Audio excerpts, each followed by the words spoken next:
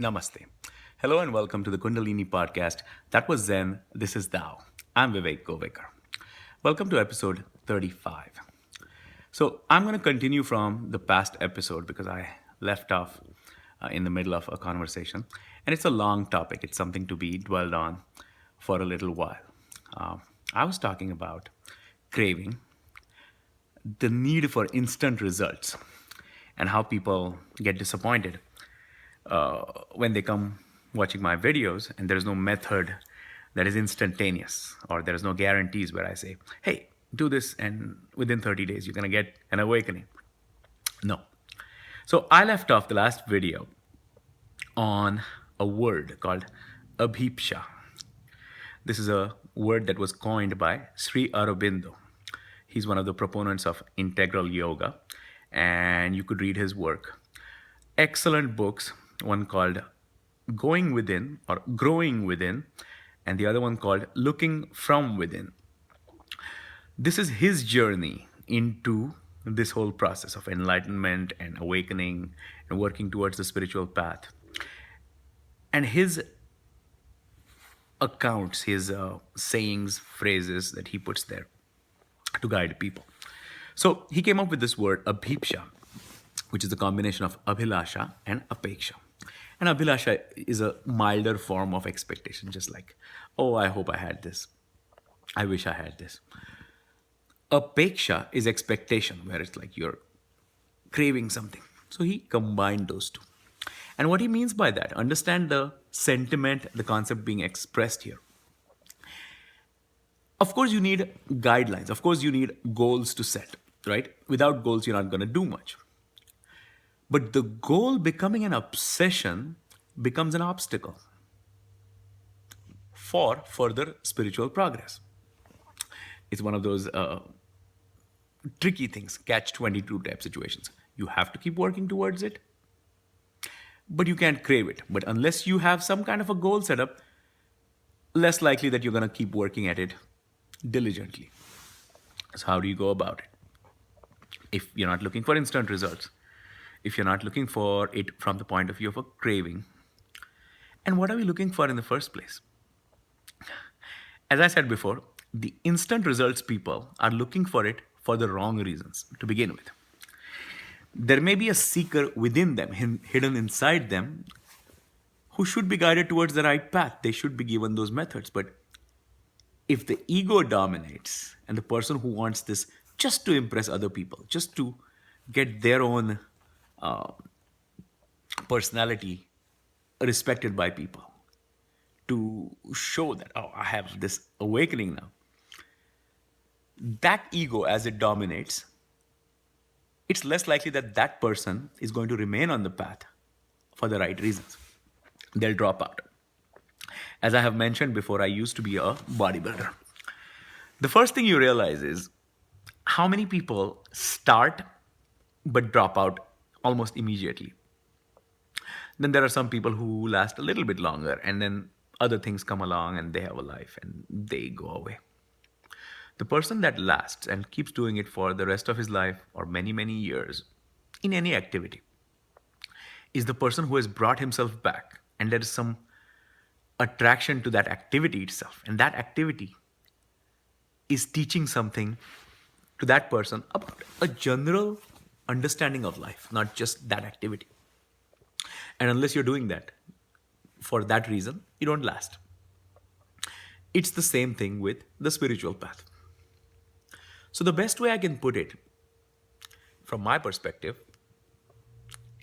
is you're doing it as a routine. You've set up your routine for meditation, self-inquiry into your actions, a reassessment, you do your yoga postures, and you go about your business. Part of learning these methods, especially what I've talked about karma yoga, will actually help you on the path to remove that initial craving that may have gotten you to this in the first place. Nothing wrong with that if it gets you to this place. But the craving, if it remains throughout your practice and throughout whatever you're doing, and you're like, oh, still not getting something, still not working, then it won't keep you on that path for very long. So the best way to help with that is just like I mentioned in Karma Yoga, do your action, including the meditation, including the yogic practices, and forget it the minute you're done with them. Another way of looking at it is you're serving God through this. And this is a effective method. It's not just empty worship where you're not getting anything out of it. You're also getting something in return. So if your goal, your expectation is low, like, oh, I'm just getting this out of it, and that's enough for me. That every day has been spent doing these good things for myself and for the greater cause. That's a better way of approaching it, which does not lead to disappointment. So that's a little bit about craving, ego, and instant results. Now, let's talk about what a person like that would want from an awakening. Like, let's say I got an awakening in 2006, and it's been a struggle ever since. Like, awakening doesn't mean that instantly everything has been assimilated in you. That's just the beginning, which is why I said, even if you get Shaktipat, most of them, 99% of the cases of Shaktipat, are temporary. The Guru, in his presence, you have now received the energy transmitted to you. You're moving around and you've ascended to a higher plane. The minute you go home, though, it goes back to your unawakened self. But you've been given a glimpse so that you know that something exists at the end of this journey. And it could be yours if you keep doing this and if you're fortunate enough. So even Shaktipat is not a surefire way. If you say, let me just find that guru who gives it this method to me or this transmission to me, and then I'm all set. Two things. One, the likelihood of that being permanent, very low. So you're going to go home and be disillusioned. You didn't get anything permanently. Secondly, even if it was permanent, let's say you got that awakening from that guru that day, you went home, now I'm awakened. Now is where the tough journey begins. And that's what I would like to warn you. My process began in 2006. Very few people awaken their Kundalini in the first place. But of those who awaken, how many cope with it in a way that is non-violent to the outside world, not unbearable to your own self, and manage to smoothly go and take this journey to the other end? It's like becoming president. You may ask for it, you may love the adulation. Once the doors close inside the White House, and you're sitting in the Oval Office, and you're in a meeting with world leaders or some domestic problem that you're trying to resolve, and now you have to actually be the guy everyone is looking at and answer those questions, solve those problems, then you're like, oh, this is not what I expected. I just wanted the glamour. I'm president. Let somebody else do the hard work. And that doesn't happen. So let's say you do awaken with Shaktipat or by getting some instant method. And you go home. The energy is twisting through your spine at all times. Thoughts are being churned out. Your past trauma is being churned out. Now you have to cope with it. Now you have to deal with it. And the instant doesn't look so good anymore because you don't have the meditative practices. You don't have the physical practices that you have dealt with. And now you want to sit on a throne and say, I'm a guru, listen to you, me, these are my experiences. But you have no experiences to convey. Why? You haven't put in the work.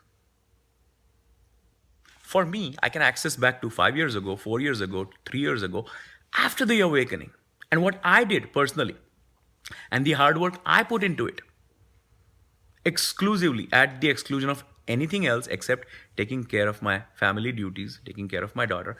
All I've been doing is this. There are going to be pitfalls. You're going to get distracted sometimes. You're going to get major hindrances and obstacles, and you have to come back from that and go back to that. And because of the awakening, because it's in your back constantly, there is less likelihood that any outside obstacles or distractions are going to keep you distracted for a long time. So that's the blessing part of it. It is automatic. All you have to do as a conscious human being is to come back to the process, which you will do eventually, no matter what. You have no choice. Your back hurts, your spine has this thing going on, but it's tough. Have there been times when I thought, oh God, can this go away? Can this take a break for 1 second? Understand what I'm saying? 10 years of having energy moving through your spine non-stop. In some cases, it stops, starts, and other things happen, other symptoms happen. In my case, it never stops. Plus the other trauma. Now, because of bodybuilding or athletics, my background helped me because I knew that when you put in some really, really hard work and consistently do it without even seeing the goal in sight, eventually, gradually, over time, you see that result and you know that the result is coming and you're happy that you put the work in. But every single minute of that work that you put in has to be put in consciously with effort, no, taking no time off. Are you ready for that? Even if you found a guy who could give you an instant awakening, there is nobody on this planet who can give you the remaining process and how to do that instantly like a guidebook. Remember, anything else in the world can be done by copying somebody else. You may not be as successful or as good as them, but you have a guideline to follow. Or you do this, you pass this exam, you do this, you get this degree, or some other thing. Kundalini, by its very nature, is an individualized process. Once awakened, it doesn't matter if it's me telling you something or your guru telling you something, they're not going to be able to help you beyond a certain point. You have to put in the effort. And you're just learning yourself. So there is no outside guide. You can't Google this and find, hey, let me find out about my personality, what my ego was. Sounds funny, right? So, are you ready to embark on a journey that is very lonely, very tough, with nobody guiding you except your inner voice? Yes, the energy will guide you. The energy will carry you towards certain things, but it won't do those things for you. You still have to let go of certain things. Let me give you an example. If I have had a bad experience with a person, and it was a horrible experience, let's say that person has really cheated me or done some bad things to me, and I can't let go. The energy will not proceed beyond a certain point until you have let that go. So it is a test of you, your personality, how much of your old self that held grudges that still lingers on. And until you let that part of you go, which is going to be very, very difficult, the energy will not proceed. And there is nobody to tell you that, hey, this is what you have to let go. Yes, a guru might guide you a little bit. And generally, you know that letting go would be good. And the energy keeps telling you in the background, yeah, let go, let go, let go. And you're like, no, how can I let this go? This guy has to be punished. Nothing is happening to that person. They're living their own life. Your thoughts are bothering you and are creating a huge obstacle in your own further progress. And one day, in a real sense, not just making stuff up, not just saying, yeah, okay, I forgive you. No, really say, hey, I forgive you. I let go. I don't need this in my life. And suddenly that blockage goes away.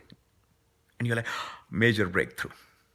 All these things start happening on that journey. And it's an individual journey. Nobody else knows about it. Nobody else progresses because you let go of something. So all of these things become a part of your life. And no one even bothers to think about these things as a personal transformation before an awakening. But these are necessities when you're on the path. Tough, difficult things about your own self.